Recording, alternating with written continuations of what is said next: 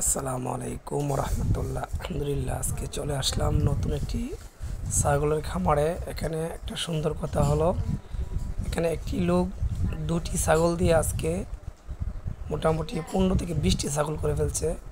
উত্তরবঙ্গেতে দুইটি ছাগল আনছিল, আনার পরে ইডির বীজ দিয়ে অনেক ধরনের ফাড়া তৈরি করছে, বাচ্চা তৈরি করছে। 3 বছরে অনেক ছাগল হয়ে গেছে, প্রায় 15 থেকে 20টা হয়ে গেছে, আবার কিছু বিক্রিও করছে।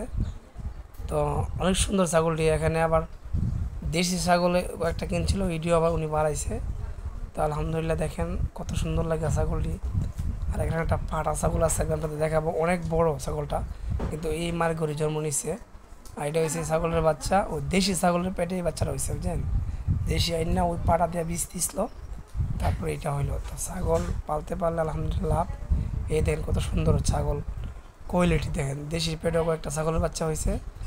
আর ওই সে যে দেখতেছেন বড় ছাগলটা, এইটা হচ্ছে পাড়া ছাগল, যেটা নাকি ওর মায়ের ঘর হয়েছে। আর এই দেশি ছাগল দিয়া আপনি করস ছাগল বাই করতেছে। তা আলহামদুলিল্লাহ, ছাগলের আমারটা অনেক সুন্দর, ভালো গেছে। আর এই যে পাটাটা, এটা 50,000 টাকা দাম উঠছে, 1 বছর 2 মাস বাচ্চাটার দাম।